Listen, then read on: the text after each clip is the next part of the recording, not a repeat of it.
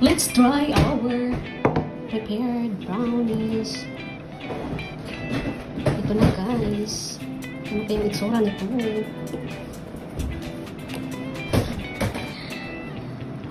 Ayan.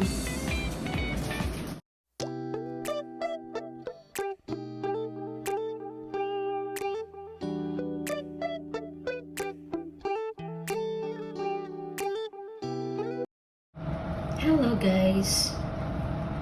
Ang gagawin po natin ay chocolate brownies.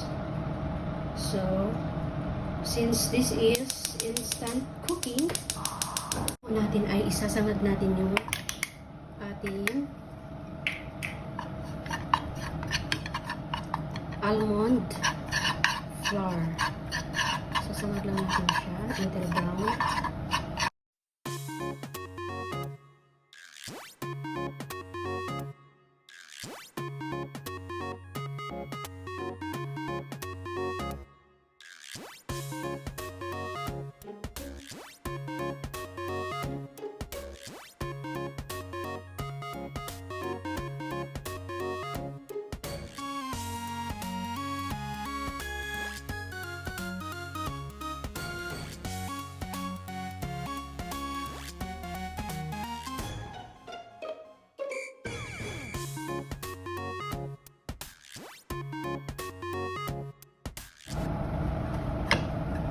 Kung napapansin nyo guys, nagba-brown na siya, oh. Yan, at saka mabango na rin siya. Yung pang-amoy ko, medyo nakaamoy na ng maganda. From this almond flour. Toasted almond flour. Yan. Patayin lang natin yung apoy. Now, sit aside. Ngayon guys, i-prepare natin yung butter. At least about 2 tablespoons. Nakapatay na yung apoy ha. Yan. Tunawin lang natin siya. Then, chocolate. Halo lang natin.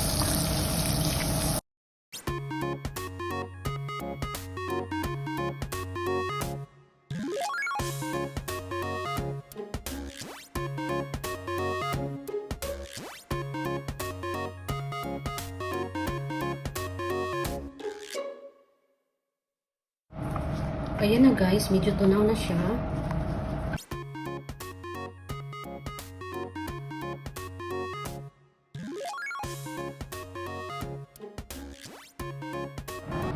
Ngayon guys, i-add na natin yung asukal.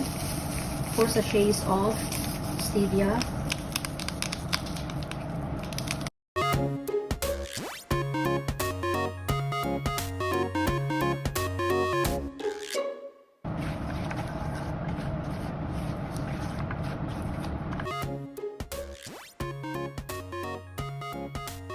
And then, add the 1 tablespoon of cocoa powder. Sarap ang bango niya guys. Dahil dun sa cocoa powder. Ayan.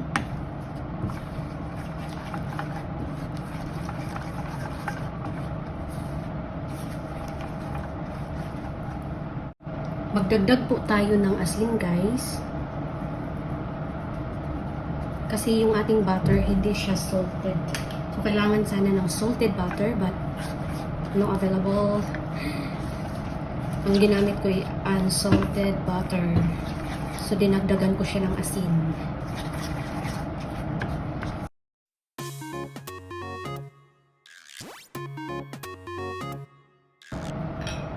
Ngayon i-add ko na yung ating almond flour, which is toasted almond flour.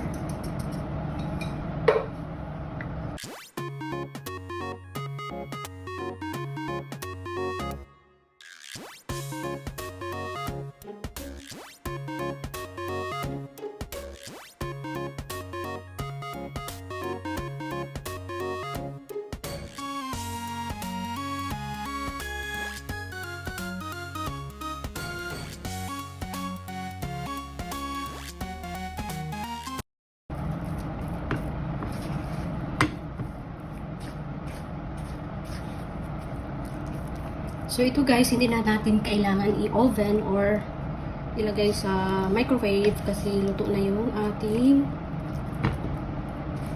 almond flour toasted. So ito ilalagay na lang natin sa molde. Yan guys. Pwede itong kainin 2 times kung ikaw lang mag-isa. Pwede rin kung may kahati ka, pwede pa rin to. Hati kayo. 1 serve lang to, 1 serving. Kung keto diet, ito yung maganda. Ayan guys. Iga-garnish natin ito ng ano mamaya, yung almond flakes. Ayan guys. Ayan guys, nakalagay na sa molder. Ayan. Gagarnish lang natin siya ng almond flakes. Then, ilagay natin ito sa ref for let it chill for at least 30 minutes.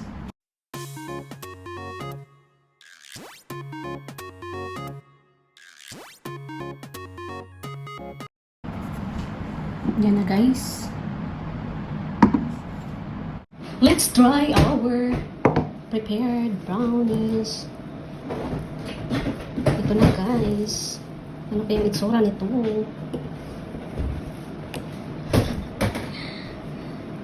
Ayan. Titikman na natin.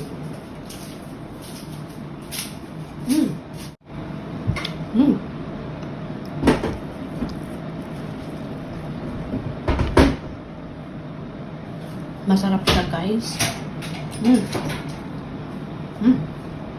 I-try nito guys. Ang sarap niya.